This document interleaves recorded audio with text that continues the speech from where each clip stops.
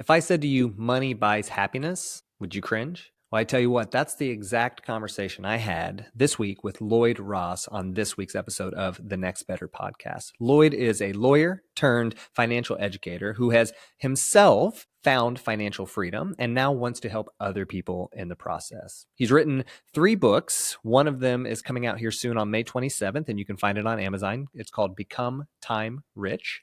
The other books, Money Grows on Trees and Money Buys Happiness, while controversial, really lend into this idea of what money can actually allow us to do and what it does buy for us. And maybe it's happiness, maybe it's something else, but we unpack that in this week's episode. Super excited to dive into his 4 principles from his book, Become Time Rich, and to talk a little bit more about the mindset of what it means to become wealthy, whether you don't have $1,000 to your name or you have millions of dollars and you want to continue to pursue. In fact, that last category has been really insightful in this conversation because he talks about the type of things you need to be doing if you are financially successful to make sure that you're not losing out. So listen in as Lloyd tells us a little bit more about this concept of money buying happiness.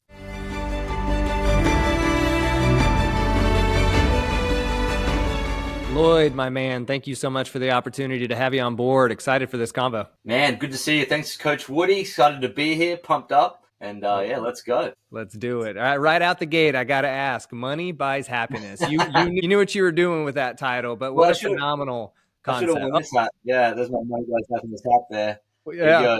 Yeah. I love it. Yeah, I mean, that's the title of our second book, Money Buys Happiness, and it's such a triggering one. Uh-huh. It triggers everyone because we have ads going to our book, and I get a lot of people on Instagram triggered every day. It's kind of fun. But the concept came from, I have a first book called Money Grows on Trees, and I thought, that's interesting. I wonder if I can create one that says money buys happiness, because the notion is that money can't buy happiness. But there was a study done, there's been multiple studies done on this, but this one in particular said that up to a certain point, it definitely brings a lot of happiness because you can get the basic comforts in life. You can get fed, you can have shelter, you can have clothes and so forth. And I think that brings a level of joy in your life that you can't get for free anymore, right? It's something you have to buy. But then beyond that, what I noticed and why I wrote the book was at every stage of my life that's brought me tremendous joy, money's played a pivotal role. So when I resigned from my corporate job back in 2012, I could only do that because I'd saved up money, whereas my friends couldn't make that decision. And so you're thinking about, okay, well, I'd love to get away from this crappy job that I hate. And then all of a sudden you have money to do it and joy goes up, happiness goes up. So happiness brings you choice, optionality, time, speed, comfort. The list goes on as to what things money can do. The mindset of money buys happiness is just a more effective one than money can't buy happiness. Because if you don't believe that, then you're probably not going to put it as a priority, in which case you're going to struggle through life, I think. And so I think it's just about adopting a new mindset that it can. It's not the be all and end all, because I know a lot of people are unhappy who have also got lots of money, but it's a piece, it's got the ingredients for happiness. You break the right egg and you mix it right and you do it right, you're going to bring tremendous amount of happiness, not just with money itself, but how you make it will bring you happiness. How you spend it will bring you happiness, and how you give it away will bring you happiness, right? So of course it does. Yeah. I couldn't agree more, right? And so, a little bit about the work that I do. We talk about finding fulfillment and meaning in life. And so when you say money can buy happiness, one of the 4-letter words in our house that we are not allowed to say is can't. Can't is a 4-letter word in our house because it shuts down all of the things in our brain that are required for creativity and innovation and problem solving. So can't is not allowed in our house. So I love what you're saying here, which is money can't buy happiness, just shuts it down, because then you're left with nothing, no choices, no options, can't do it. Nope. And so I agree with you that money can buy opportunities. It can buy autonomy. When we talk about the work that I do, the vocational aspect of it, what do I do with my time? If you can align that with what I do for money, well, then great. That's a wonderful place to find yourself. That's right. Correct. And that's how you generate joy, by making it. And most people, they've got to trade their piece of their life in an area that they don't enjoy, or doing something they don't enjoy, for working for someone they don't like, to get money. And so if they're making money that way, they're going to have a pretty poor relationship with it. They're going to be scarce with it. They're going to be not trying to create it in abundance. They're going to be apprehensive to give it away and gift it. They're going to be very bound by it because they're trading a piece of their time for it in a place they don't want to do that in. And so when you de-shackle yourself from that and you end up doing something like what you're doing, what I'm doing, which is where we're doing what we love and we're able to make money from it by helping people solve problems, you have this tremendous respect for it. It's not like we're trading a piece of our time doing something we don't like to get it. We're actually doing what we love to get it. Plus, we're getting it in multiple different ways that doesn't require time. And so it becomes this, you still have respect for it, but it becomes this less mystical. And you can start to deploy it better and more effectively. And I mean, of course, most people would be happier if they had the chance and the opportunity to travel more, to spend time with loved ones, to look after their family who are sick, to spend time with their kids, reduce a commute. I think if people just had enough money and didn't have to commute, they'd be happier. So, there's all those things. And that's really what I wanted money to do for me. I thought, I've got to enslave money here to be my boss to be the boss of my money rather than it be the boss of me. And I think that's where it all changed, when I just made a decision that that's how money was going to be for me. Yeah. Yeah. I have found that the most stressful moments of my life are when I get into that scarcity mindset. Oh my gosh, I don't have enough money. I don't have enough to give. I can't give anything. I don't have enough. And very often that's a limiting mindset. For one, I live in one of the wealthiest countries in the world. I have a roof over my head and food in the fridge. And so already I'm in a fairly abundant situation. Yes. Which doesn't necessarily dictate that I can't pursue more wealth, but it does give me the opportunity to be grateful enough to go, okay, I have enough that I'm going to be okay now, get myself out of that scarcity kind of flight or fight situation and put myself into a place of, I have enough and I can see myself getting more. I found the most successful people are the ones that are already grateful for what they have first. Totally. Yes. And then they go in the pursuit of more. Would you agree? Totally. Absolutely agree. And what does Gary Vaynerchuk say? He says, if you're not grateful for a cup of coffee, you're not going to be grateful for a yacht. And so I think it has to start with the foundations and the fundamentals of living a great life is the gratitude for fresh water, the gratitude for, a roof over your head, the gratitude for clothes. And I think on a daily basis, I think about those things, and it sounds to me like you think about those things too. And so if you really go, you know what?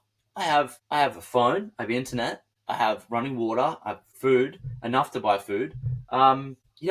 There's a lot of people out there that have less than that. And so straight away, like what you said, we're coming from a position of abundance and gratitude. And then from that foundation, if you can shake off the scarcity at that point, you do then start to work on things that light you up and bring you fulfillment. And so having the gratitude for what you have allows you to then say, well, now I've got all the things I need and want. Where can I go and start to spend my time that brings me even more joy? What's weird is when people have all those foundations in place and they're grateful for those things, of course, but then they go off and spend time doing something they don't like. And that's like, why would you do that?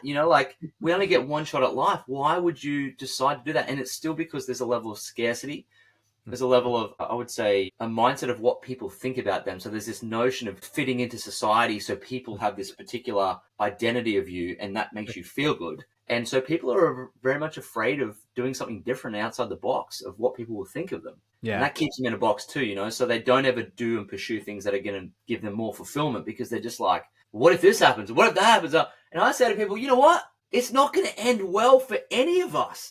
It doesn't look good. What if it, just a reminder, in the next 30, 40, 50 years, you're in the ground. It's over.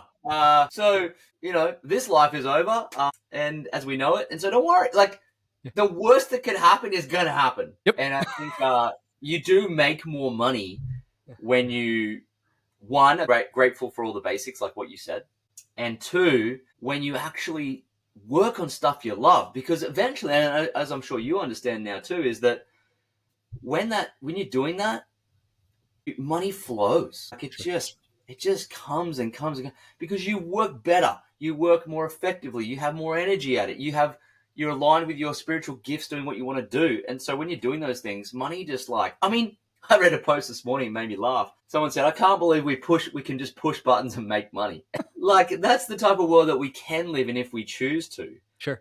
And I think, it definitely, the less scarce you can become, which is kind of paradoxical. It's like, if I want more money, I have to care less about money. It's a weird thing. But once we start doing that, you end up becoming wealthier because at the end of the day, you do have to actually lose money to make money. You have to let it, like, I don't know how many thousands, hundreds of thousands of dollars I've spent and are gone. In some respects, sometimes not even an ROI, like we were talking about before in the start of the show. Like, that was a mistake. So you make mistakes on this journey too, where your money just disappears. And if you were attached to it because you think that money itself brings happiness, it's the spending of it, it's the giving of it, it's the making of it, it's the, you know, the old saying, like, it's the journey, it's the process, it's not the destination. Like, if you have a wad of cash and it's sat on your desk, that ain't bringing you a tremendous amount of happiness as being there. It's when you deploy it and you invest in your family's future. You spend it on a holiday with kids. You know, invest in your business and brings you more joy. And they're the things that bring happiness. Yeah. You touch on so many poignant topics. I think one of the big ones there for me is a lot of people look at people who are successful in whatever fashion you say. Wealth is one way to be successful, right? And, Yeah, and that's right. admittedly, One measure of success. exactly. It's an important one for sure. But a lot of people look at wealthy individuals and they go, oh, it's easy to say be grateful when you already have anything. And I would argue the majority of people who are wealthy got grateful first. Totally. Then got wealthy. Right. Totally. They chose to be grateful for the small things. Gary Vaynerchuk talks about, saving toilet paper. Yeah. Right. And like coming from a poor immigrant family. And now he was grateful for a very, very long time before he became successful. And I think that's a huge mindset shift. Yes. You also touched on this idea, Lloyd, which I think is a pertinent one, of the fear of judgment. I read a book once, The Twin Thieves, and they talk about the two things that keep us from success are the fear of failure and the fear of judgment. Those are the two big ones. Yes.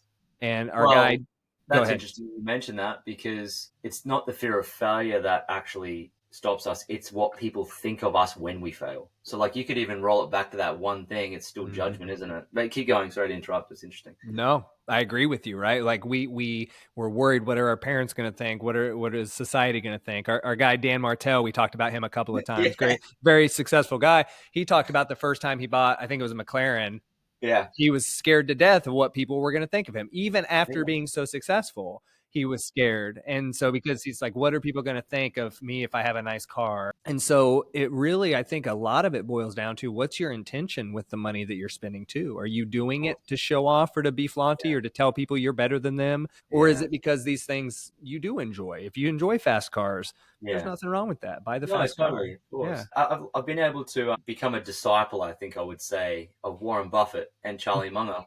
And I think obviously a lot of people have, and I've really admired the way that they not made money. Obviously that's amazing, but the way they just lived their life. Like, certainly for Charlie, he's passed away, but for Warren, I just admire how they've lived their life. They have actually not let money dictate how they live. They've actually lived a very regular life, and they find joy in all these other things. Like, Warren Buffett will find joy in, friendships, and he'll find joy in, playing bridge and, the odd golf. Like, so he finds joy in lots of things, not just making money, but he loves the game. And I think one of the things that I've loved about that is that he's not this narcissistic look at me type guy. He's like, I love playing this game and this game and this game, and I like to do it, and this is how I like to live my life. And he's not he's not doing it for the validation of I am rich. He's doing it for the validation of, like, I am doing what I'm supposed to be doing and I love it. And that's why he tap dances to work. And I think that's a wonderful mindset to have. Like, if you're tap dancing to work,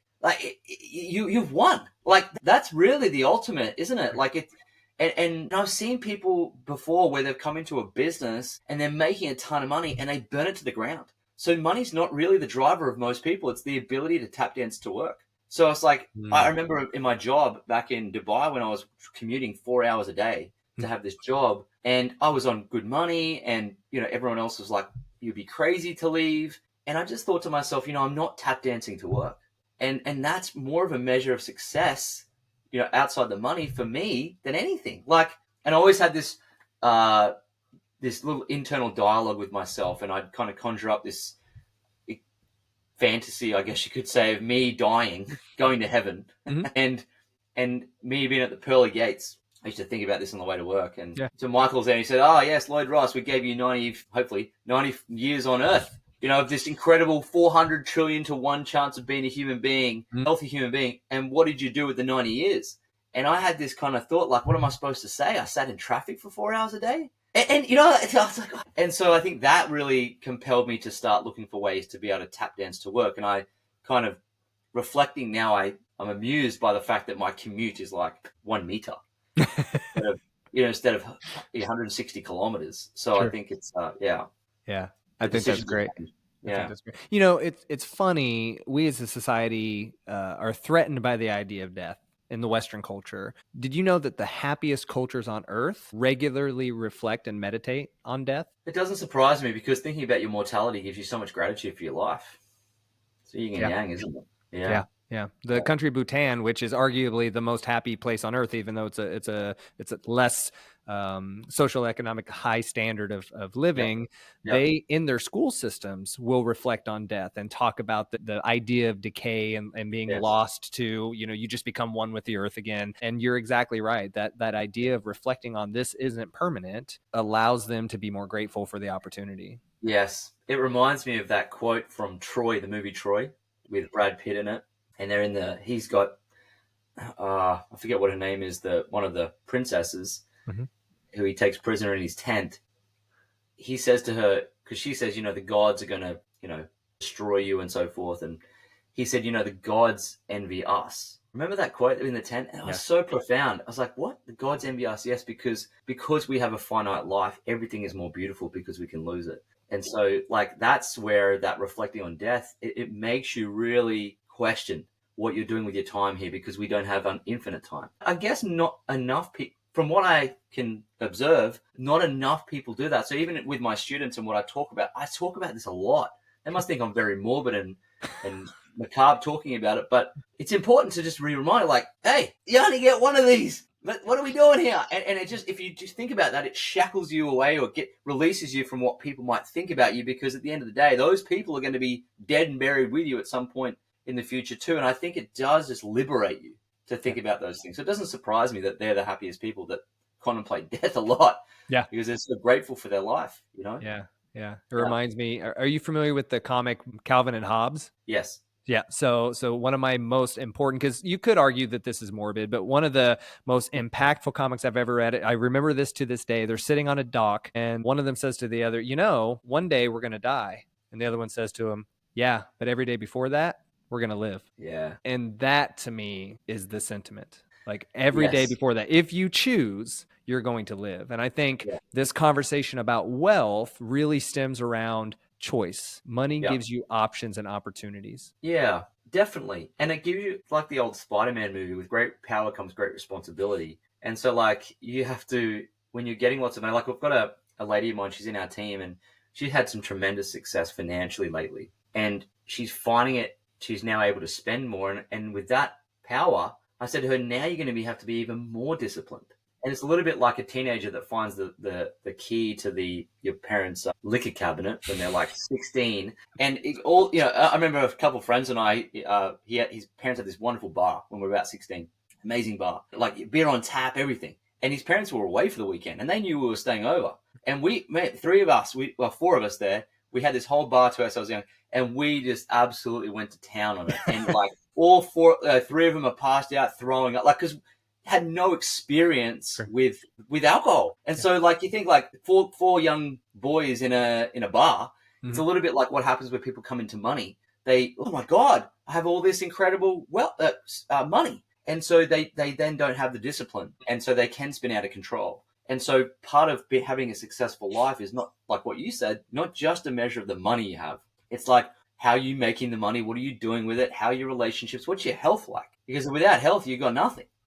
And so, like, looking at the whole sphere of success is I've tried to balance all parts of those. So I've compromised money making to spend time with family. I've compromised money making to make sure I'm healthy. I have. And so it's not the be all and end all. It's not the ultimate thing. And I see this a lot on Instagram where certain people making tremendous amounts of money are kind of living this pretend life in front of other people to perhaps even attract more clients to want the same life.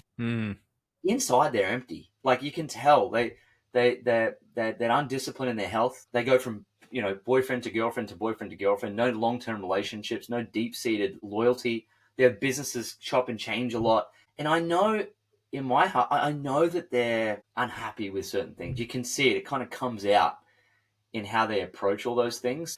I wouldn't say money for them. I would say they're putting money on too much of a pedestal.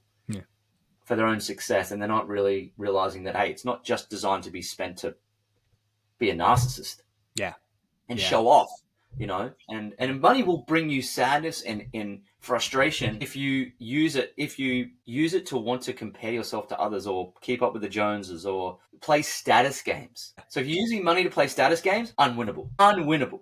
It's always a bigger fish. There's always a nicer car. But if you're playing it to play wealth games, which is quiet, steady, disciplined, buying your time back, and then it's going to bring you happiness. Yeah.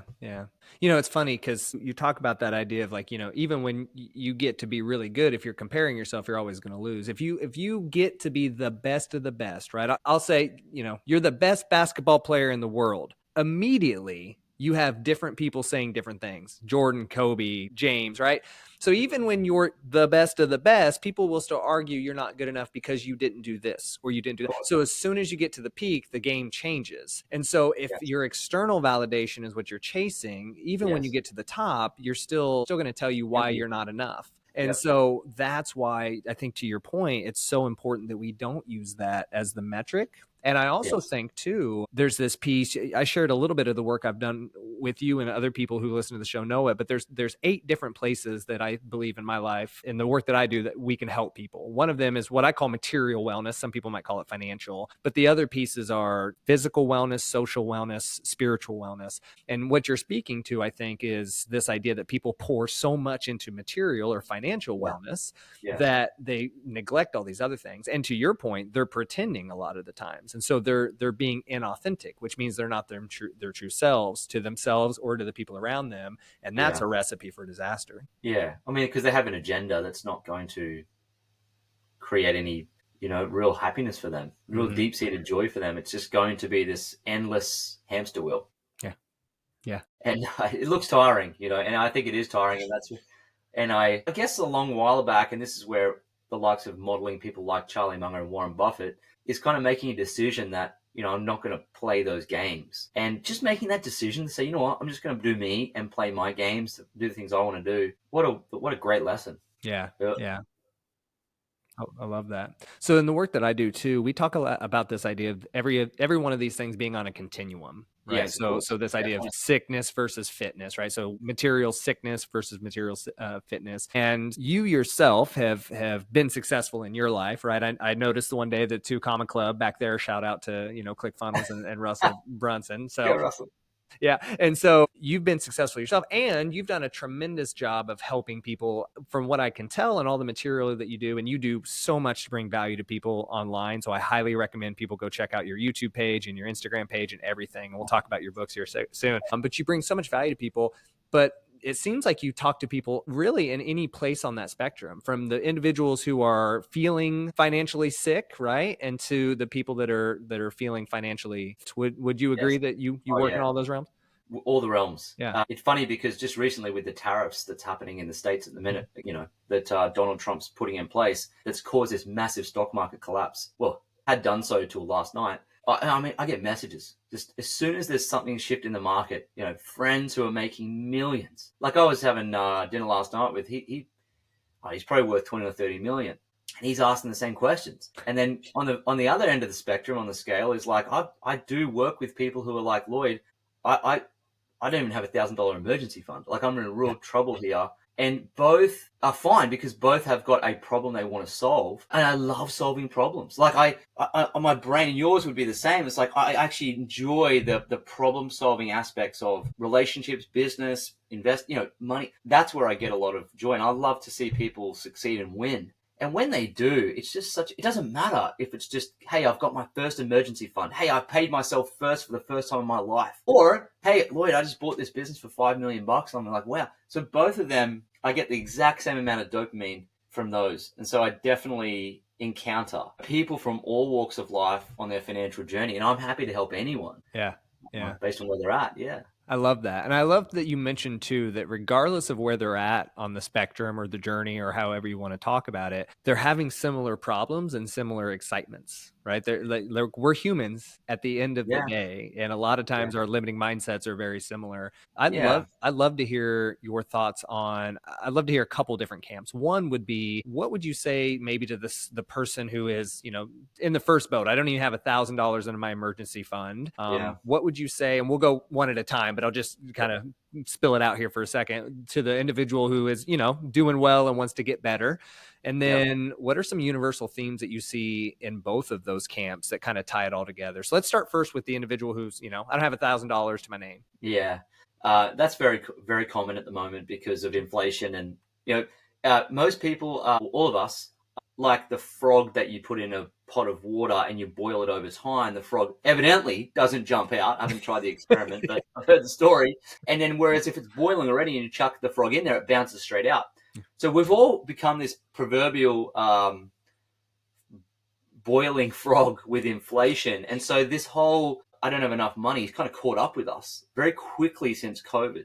And so if you're feeling like you're poorer, it's probably because you are, because the price of things have gone up so fast and wages have not. So I would say, it's harder. So just understanding that helps. And then, so it's not always, I don't always often say, hey, it's not my fault, but the macro economy can exert tremendous pressure on people's finances. So it is your fault if you don't want to change it and don't move. Of course, you just sit there like the frog and just cop it. That's going to obviously be your fault. But if you want to get ahead, I think back to when I first did this, I was living in an apartment I couldn't afford because I was seduced by a guy at work to play a status game. I was living in an apartment I couldn't afford.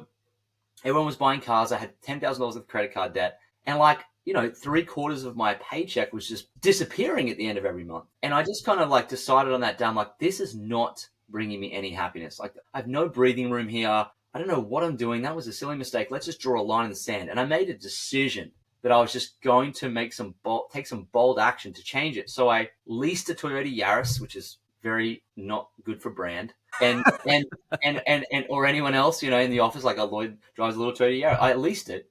I left my apartment and moved an hour away from work, rented out my rooms. I objectively didn't eat out, didn't take a holiday, and put all the money I was saving into credit card repayment. I had a 90-day period, or 90 to 180 days, where I just dug my heels in and got ahead of the game. So if you're someone who doesn't have $1,000 in an emergency fund, you're kind of drowning in credit card debt, and you feel like, oh my God, I can't get ahead. You've got to just make a decision today that enough. You've got to cancel everything, cancel subscriptions. I had some lady, she said to me once, Lloyd, I understand we're going to do this 90-day turnaround strategy, but what skincare should I use? And I was like, that's gone. We've got to get rid of everything's on the table. Everything's on the chopping block. I've had students sell cars, sell houses, put everything up, cancel insurance. What do you mean cancel insurance? Listen, everything's on the table. Everything's a choice. You chose to put money there. You chose to put money. So if you just for 90 days, go into button down the hatches and plug the holes and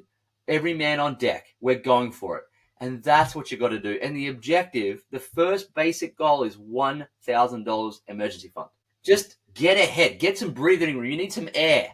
And once you've done that, set aside money to pay off credit cards before fun, before holidays, before vacation, before cars. Sell things in your house if you need to. Sell things on Facebook Marketplace that are sitting around. Do extra overtime at work. Do DoorDash. Do Uber. Do anything you can on the weekends to just make that extra bit of money to get ahead. And then you'll get to $5,000 in your emergency fund very quickly if you do that. Because if you're working, you aren't spending. Mm-hmm. And then if you start selling things, you get there faster. And then you can start getting ahead of your credit card debt. And that's a great place to invest your money, because if you're paying 20% off a credit card, you can't out-invest that. Not even Warren Buffett can get 20% compounded returns anymore. So that's the best place for your investment, is your credit card debt, because you'll free up a lot of free cash flow every month.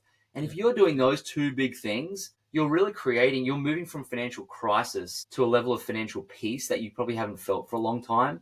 And that whole experience, while challenging and painful, is extremely liberating. So that's really what you've got to do. You're going to make a decision, 90 days, and go for it, and really go for it. And that's what's going to put you ahead of the game. Yeah.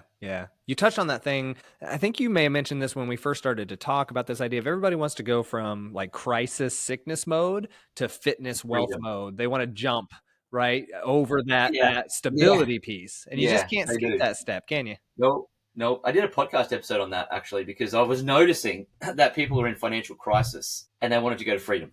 Now, the reason is because when we're in crisis, all we can think about is, oh, I'd love to be on a beach right now in Tahiti, and I'd love to, and we all want freedom, like especially men. It's our highest masculine value is freedom. But everyone wants freedom to have choice and so forth. So they think about those things. And when you're in crisis and you can't even put your hands on enough money to pay a speeding ticket or rent. Like I know people that I can't pay rent. I'm like, how do you get to that point? You can't even pay rent. Yeah. And of course, if you're in that position, you can't build through inspiration. You can only build through desperation. And unfortunately, financial freedom requires you to build through inspiration because it takes quite a long time. It's not like fast money doesn't stick. It's long money. So like you've got to go from crisis first, put the specific steps in place to create peace. And peace is just almost, no consumer debt, emergency fund. You can put, $5,000, $10,000, your hands on $5,000 or $10,000, and you're not scrapping every month to just get by.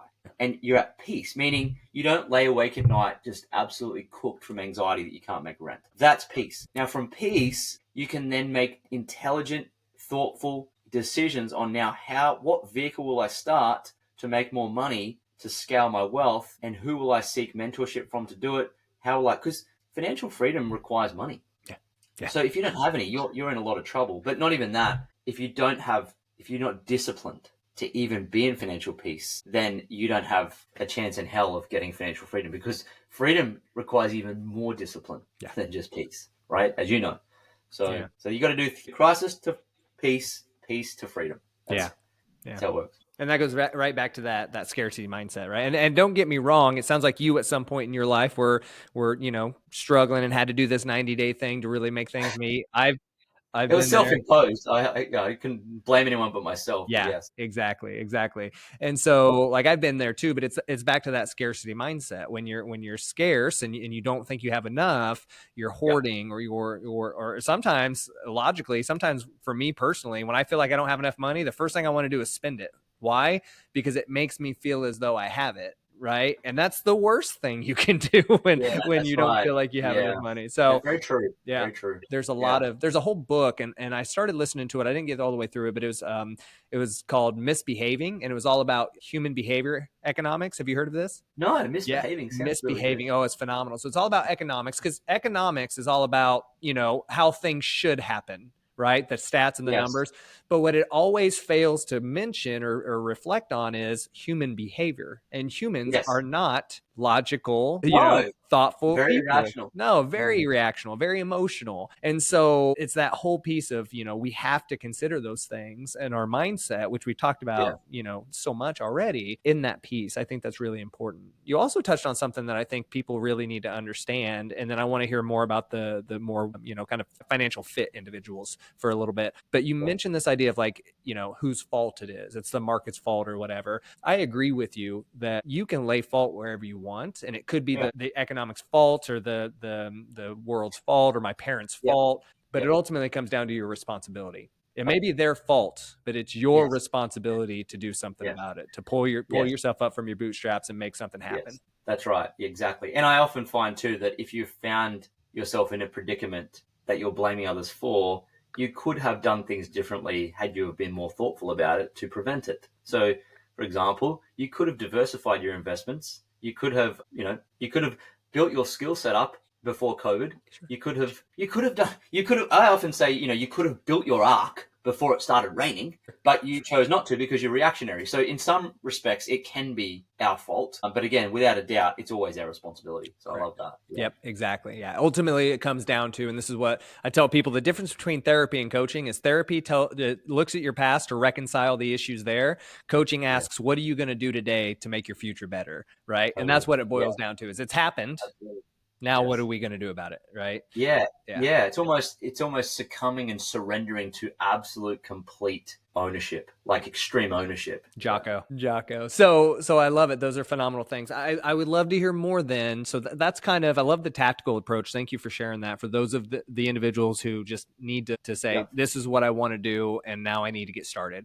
For the Yeah. individuals who are feeling good, who feel pretty financial free, but they still know that there's more that they want to accomplish or do, what are some Yeah. things you're saying to those individuals? Well, the enemy of a great life is a good life. Mm. And I forget who said that quote. So you'll find yourself, if you've got to spare money, like, 30, 40, 50,000 savings, no debt, got a nice little business, go on your family, like, it's pretty easy to get comfortable there. But again, I've often found that the world changes so fast that if you're actually comfortable and not growing, you're actually dying because the world is moving so quickly around you. It's a little bit of a mistake to just think that things are going to remain that way forever. So if you're just doing the basics to live this comfortable life, life will find you and it will tip you upside down at some point if you stay there. So I've often thought that financial freedom is a constant journey of construction. Like, it's always under construction, because if you don't continually construct it, technology, shifting in consumer behavior, whatever it might be, natural,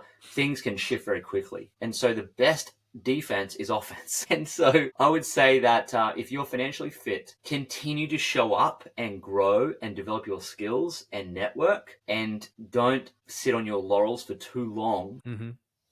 Because it won't be your lack of change that will shift things. It'll be the world around you shift. And so if you've got money and you're able to make money, you got a business, you're doing pretty good, what you've got to do is fortify that position as much as you can for the uncertainties of life, the vicissitudes of life. And I actually had Sharon Lecter on my podcast. She co-wrote the book Rich Dad, Poor Dad with Robert Kiyosaki. She wrote the very first one with him. And at the end of the show, I asked her exactly what was the best piece of advice she could give. And she said, you've really got to buy assets, because they will fortify your financial position against most things. And what she meant by that was, real estate, good quality blue chip stocks, cash flowing assets, royalties from a book, things that should stand the test of time through all market conditions, that will produce cash flow for you outside just your business. And what I notice with people who are successful in business, they might make $1 million a year or more, 2, 3, 4 million a year. And it happens a lot.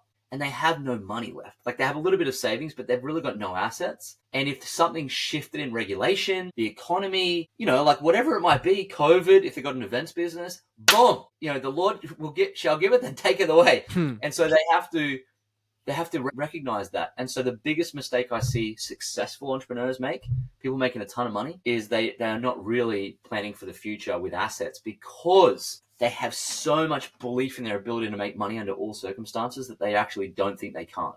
And that's a bad place to be. So I would say, if you're successful, even the dinner I was having last night with this gentleman or this couple that, worth 20, they just exited a business for 20 million. They're also still looking for more cash flowing assets, because whilst they're steady, own their house, blah, blah, blah, they want to just do a bit more so they're even super ready. And I would say that the thing you'd want to do is start paying yourself every single bit of money that falls into your Stripe account, your bank account, whatever it is, however you get paid. Set aside 10% of everything that comes in first and put it into some sort of index fund. Because the last thing you want to do is make millions of dollars and get to 20 years down the road and think, oh my God, like, I have nothing left and I'm older and technology's improved. I can't keep up anymore. I want to have a different life now. I don't want to hustle. I don't want to do events. I don't want to do any of it. I don't want to do content. I don't want to do it. And that day will come one day. Mm-hmm. It will, it will. And so it's just about being prepared for that conversation you have with yourself.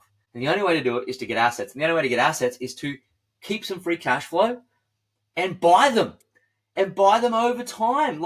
Not just when there's a market collapse, buy them through thick and thin. Keep buying. And it's hard for an entrepreneur to do that because they have tickets on themselves. I'm so good at making money, nothing will ever get in my way until you're 70. And then good luck. Your body starts falling apart. You won't be able to do that event because you've got half a kidney.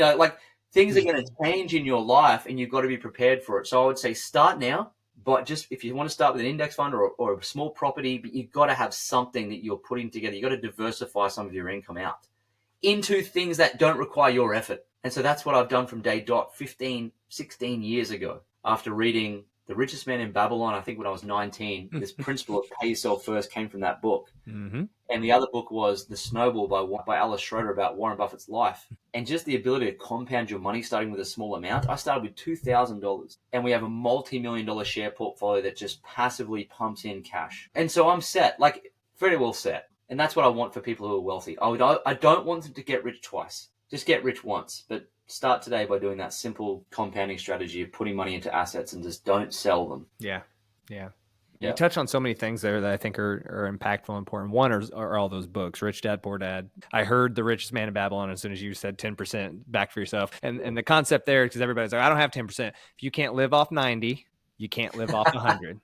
That's right. Right? Like it's 10%. We're talking about $1 out of every 10. Like you're going to be okay. You can make that work. You will have to, like you said, get rid of the candles and get rid of the face creams and all those other things that you're buying to impress people you don't care about. Right. Yeah. So, but yes, I agree wholeheartedly. The other piece there that I think is really important is you mentioned this idea of you got to keep working to stay where you're at. Are you familiar with the Red Queen hypothesis? The Red Queen hypothesis. Never heard of it. So this is where my first degree was wildlife biology, right? So wow. Yeah. So the first thing I tell my college students is your degree does not define you. But what I did learn a lot of interesting things that brings me a unique perspective on the world. And one of those things is evolution and ecology. And the Red Queen hypothesis basically postulates you have to keep evolving in order to stay alive and stay where you're at in the world, because if other things are evolving, inflation is happening, the world is progressing. In order to stay with it, you have to keep moving. And so I think a lot of people look at what you're saying and go, man, so I have to keep working. Even when I've made it, I have to keep working. To me, that speaks back to this idea of, did you enjoy the process to begin with? Because if you enjoy the process, then you're going to want to keep doing it. And to your point, you're going to start to break down. So buy things that make it money for you. And you can do so much when you're younger. The younger individuals who are listening, who are like, well, I don't know how to make millions. You don't make millions now, right? Look at everybody's seen the Warren Buffett's, his progression of his worth, right? Exactly. Yeah.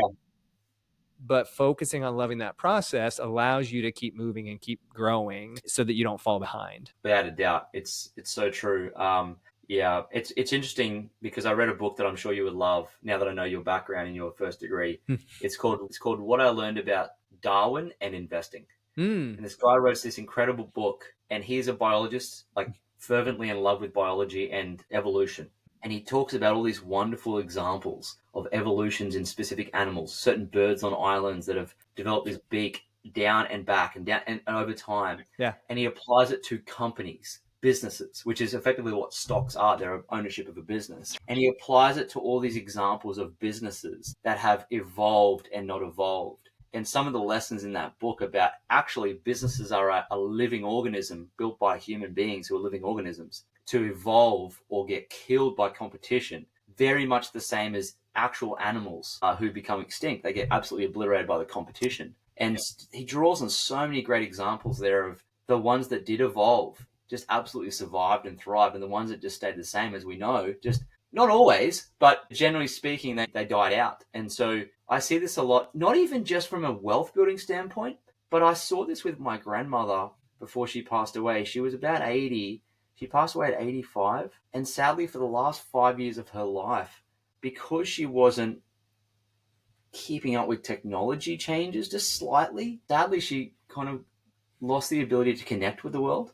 And it was hard to even communicate with anyone, and it just was limiting. And I'm sure if I'd have asked her what that was like, she would have said it was quite lonely and hard to participate. And so if you don't have this fervent curiosity with life, wow, I wonder what this AI is about. Let me have a look. Or I wonder what this is about. Or, I have young people in our businesses. They're like, one of them is 14 years younger than me. And having those young people around, you've got to have them in so you can listen to new ways of things, because the last thing I want to do is not just about not making money, but I don't want to get to the age of 95 and not be able to participate. I don't want to get to the end of my life and just not be able to participate in conversations, relationships, businesses, communication. Like, communication is going to shift. Like, we're all going to have agents. We're all going to have Optimus. Like, this will hum. And what I've noticed is there's a huge advantage in being just a little bit more curious than the next person. Enough not to just think about it, but take actions on it. So, like, for example, if you're still not really into if you live in a country that's probably not United States, where it seems to be every single person's onto technology very quickly. If you're not into the chat GPT thing, if you're not into Claude, if you're not understanding how to leverage AI right now, you're missing a massive advantage in saving your time, in doing less work to make more. It's a huge advantage right now. And a lot of people still aren't using it. Yeah. But it's not just about listening to this podcast and saying, well, what is he talking about with this chat GPT? I've heard about that. I kind of know it. But I want people to take one more step and really just spend a Saturday, learning it. YouTube it, get into it, test it, play with it. And I think those moments of just taking the step is going to evolve you, and you're going to innovate your life. And that's the type of attitude you need to stay ahead of the game so that you can participate fully in life. Yeah. Yeah. That's very profound. And one of the things you mentioned, ironically, is I literally just did an AMA show earlier today. It's on our YouTube channel about AI's impact on humanity's search for meaning. So, right? Yeah, it's a good one. A big one. Yeah, exactly. But to your point, that curiosity piece, that taking that action. I have to also prove my geekiness. Those are Darwin's finches, and those are from they are Darwin's finches. They're from the Galapagos Islands. Yep. So I promise you, I am the nerd I promised to be. They are. Yeah. We learned all about that. But to your point, being curious is where I'm reading the book right now by Angela Duckworth called Grit. Are you familiar with that one? Grit. I have. Yep. So phenomenal book, and she talks about the first step into finding grit, which leads to passion, which leads to purpose. The first step is interest. You have to find an interest in something. You have to dabble in it. You got to play with it enough to where you get to the point where you go, I could do this for a minute. And then you find a little bit more practice in it, and you become a novice, and then you play a little bit more, and then you start to do deliberate practice, and then the 10,000 hours. And that's how you get to be the wealthy individuals. But it starts, to your point, it starts with that curiosity, which is so important. Absolutely it does. Yeah. It's a little bit like how I met my wife. I didn't meet her first, go and propose to her and say, hey, let's go have a baby. I said, hey, let's maybe go on, and maybe let's maybe flirt for a bit, and then maybe go on a date at some point. Like, you can't just marry this career that you want to have instantly, because some careers, including mine, they weren't unlockable where I was. I couldn't step into where I am now. It was not possible. Yeah. So as you're saying, when you're developing some interest and then, spending some more time in it, deliberate practice and iterations and so forth, you unlock skills that then unlock careers. So to live a really juicy, full life, one really has to master some level of communication and public speaking. They have to master some level of financial deployment and investing. They have to master some level of even flirting and relationship building, which is actually I wouldn't say a skill set, but it's more of a craft and an art. Yeah. And to do those things, you have to really do a lot of personal development and put yourself out there, and it's frustrating to build skills of public speaking, and it's frustrating to learn and read books about investing. It's frustrating to learn new technology even. How many times I want to throw my computer when I try to build a sales funnel. There are moments of frustration, but when you master them over time, you unlock a whole nother segment of life. Like a whole nother, there's this whole game over here being played that I didn't realize. Wow. Yeah. And then you can do things like write a book, and then you can launch it. Then you can, I don't know, there's just so many things that are waiting for you at the other side of the frustrating process of building skills. But without a doubt, if you're not interested in it, you're not going to do it. So I think that's the first step, without a doubt. And I'm going to read that book. Grit. Yeah, it's a phenomenal one. Yeah, all about the science of perseverance and resilience, and how do you build grit instead of just is it born in you? So really cool. Yeah, really cool. Interesting. Yeah, you kind of got to marry the process, don't you, and divorce the outcome. I love that. Yeah. Yep. There you go. That's phenomenal. So let's talk a little bit more about, again, I'd love to talk a little bit about the book that you have coming out, because I think it's really going to tremendously help people, because what we're talking about, your second book, Money Buys Happiness, is really, if you translate that from what we're talking about, it's money buys time. And your next book is, because that time gives you opportunities to do the things that you love to do, which then you can go and invest in more time and money, and it just reciprocates. Your next book is Time Rich, Become Time Rich. Tell us a little bit more about that concept. Become Time Rich. This is the book here. It's fun because I just got this first copy and it's super exciting. It's like birthing a little project. Hey, it came to fruition. The reason I wrote that is because I noticed a lot of my students, when it came to money, there's this great quote by Desmond Tutu. It's actually in the book. And it says, at some point in time, we've got to stop pulling people out of the river, and we've got to go upstream and find out why they're falling in. And what I noticed with money is that people were not getting wealthier because they were so disorganized. They were not masters of their time. They had no boundaries. They weren't scheduled. They couldn't even sit down for an hour to do an audit on their accounts. Now, if you can't do those things with your time, it won't matter how much financial IQ you have. It just will be irrelevant. And so I noticed, I'm like, that's interesting. Well, I noticed too that, and I noticed with people when I asked them why they wanted to get wealthier, and it was always so I could have more time. It was just that was the highest value that they could place on having more money was more time. And what I noticed was people were addicted to, they wanted to get more time, but they needed more money. But then to get more money, they needed more attention. So a lot of people are stuck in the attention loop. And they did it to get more money, but now they're addicted to attention. So they're stuck here. And then when they get more money, they don't know how to deploy it or use it properly, and they just get stuck. They get stuck in what's called the beach house paradox, where you have enough money to buy the beach house with your family, but you have no time to go and enjoy it. They get stuck at these levels. They get either stuck at external validation from attention seeking to get the money, and they get stuck there, or they get stuck at money and no time. And objectively, you want to transcend that and say, well, actually, I'm going to flip this. Money's not the objective. Time is the objective. And if you look at the great wealth builders like Warren Buffett, it's not that he made money and then got more time.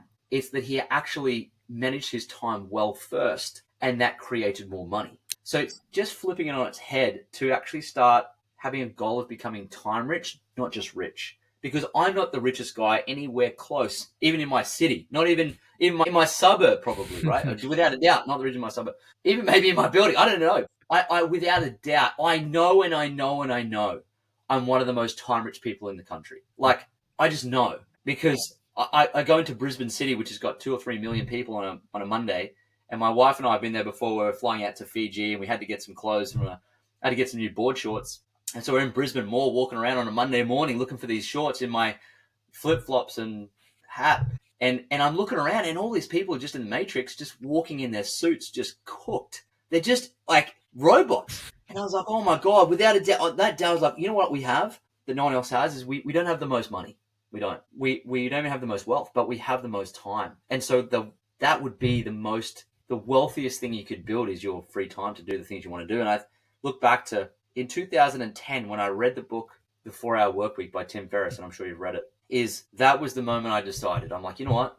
I don't want money. I want my time. And from 2010 to 2018 I put steps in place, and in 2018 I walked out of my job, and I had time freedom. So it took me 8 years from decision to I've got it to some element I've got it. That's how long it took. So I talk about the journey in the book, and I kind of unpack these 4 time-rich laws that I've really, I guess, rested my laurels on to create more time. And one is definite purpose. One is the law of elimination, which is very underutilized. The law of leverage, which is completely unknown to most people. And the law of priority. And so those 4 time-rich laws I talk about in detail. And I look at how I've applied them to my businesses, my daily life, and I can always apply those principles. So I can always come back to them and say, hey, am I deploying these principles? How can I apply these principles to this? And they always work. And most of the time, it's misprioritization. I'm taking on too much and I've got to eliminate, or where's the leverage here? And if people just focused on, and is this aligned with my definite purpose? Because if it's not, I won't be let up by it and I'm going to burn out and it's just going to be working hard for money, which is not what I wanted to do. So it's got to be aligned with, it's kind of like I put things through that vetting mechanism of those 4 time-rich laws, and I send it through that funnel. And at the other end of it, it's either there or it's not. And it's a very simple way of making sure that you're achieving more by also doing less. Can't always do that, but that's the objective. And in that approach, it's how to stop being busy and start getting wealthy. Because most people, like you said, are on a spectrum of, we're on the spectrums of everything, but we're on a spectrum of wealth. And so the opposite end of the spectrum is busyness. Yep. Because if you're busy all the time, you're not even like wealthy spiritually. So it's about moving up this scale towards wealth. And you notice the more wealthy you get, the less busy you get, which is very interesting, because this paradigm I had for so long was, well, if I want to get richer, I've got to be way more busy. Like, oh my God, that's going to kill me. And that's what prevents people making more money, because they think wrongly that they've got to be busier to make more money. And in the book, I just completely blow that to pieces. Yeah. It's just not true. Yeah. 2 things there that resonate so deeply with me. I'm so excited to read this book. I can't wait for it to come out on I'll send you a copy. May 27th. Oh no, I'm going to be buying one, buddy. We support each other. Yeah. So 2 things. One, we talk about purpose all the time here. The vision for my company, Next Better, is we imagine a world where everyone wakes up on purpose, takes responsibility for bettering their life so that they can build a fulfilling life, can contribute meaningfully to the world. So it all starts on purpose. That's my first core value out of the 5 that I have. There you go. So I love that. That resonates so deeply. And then the other one is this idea of people recognizing how important it is to value their time. Because one of the first resources that we have, we talk all the time, right? Putting sweat equity. The first resource that Buffett had before he had money was time. And he invested that into a little bit of money. And I tell people all the time, you know, internships and volunteering or whatever, give your time to learn, give your time to grow. In the process, money will come. But then you take that money and you invest that, and then you keep investing time. Totally. So I love that your concept is like, focus on the time first. How much time do you have? Because it's ultimately the first resource we have and the one that matters more than anyone else. Well, of course. And this is, I was going to call the book something else, like Time is Not Money. That's what I was going to call it. Because people often have this preconceived idea, and it's a very common saying, time is money. You've heard it for years, time is money, time is money, time is money. But the reality of it is, and I learned this from Myron Golden, is that time is more valuable than money. So and the reason why people are like busy and not rich, like wealthy, I should say, in multiple areas of their life, is because they actually put money before time. They do, because they think that it's equal to time or it's worth more than time. But if you just flip it and you change the equation, you just shift that part of the equation, time is more valuable than money. You even start to earn it differently. And there's what's it called? The book, The Parable of the Pipeline. And in that book, it's a kind of a biblical story where these 2 water fetchers that go and get water from a well. They're both fetching water, getting paid for how much water they bring back in buckets, and they're walking and doing it every day. And one of them decides to build a pipeline. And once he builds a pipeline, water comes gushing into the village and he doesn't have to lift another finger. And so if you put time before money, you will start to look to work on projects and businesses and activities that don't just pay you once, they pay you again and again and again because you've thought about your time. So I often get very misaligned and a bit icked with when as an example, someone asked me to do a keynote. It was a once-off talk. And I felt a bit off. I was like, oh yeah, I can do it. And I got paid like $5,000, which, hey, fine, great. 90 minutes of my time, I'll do 5. But it kind of got me a little bit icky because that was me working hard for money. So I was actually trading my time for money. I was. And that didn't sit well with me because all my other things that I do to make money, all of them, they're repeatable things that I've done where I can work on once and can get paid again and again and again. So if you want to work on something, you definitely, what you said, you've got to put your sweat equity in. But what are you putting sweat equity in? Is it just a once-off thing? Or are you putting sweat equity into an asset of some sort? It's a pipeline, I should say, where it can pay you again and again and again. And that's where I've spent my time. Yeah, that's phenomenal. My hope is that people that do have a little bit of extra time spend it listening to this, because that hour that they're going to spend listening to this is going to pay off dividends year after year. And I think investing in ourselves is probably one of the best investments that you can ever make. Of course, without a doubt. Yeah. Lloyd Ross, buddy, I appreciate you so much for taking your time, which is extremely valuable, and giving it to us so that we have the opportunity to learn more from you and then obviously continue our own path to financial fitness. Where can we go to continue learning from you? Obviously, the book coming out May 27th, Time Rich, Become Time Rich. Tell us more. Yeah, so you can get the book on the 27th of May, Become Time Rich. It's on Amazon. It's in bookstores, in Barnes & Noble. You've got to go into Chapters, buy the book.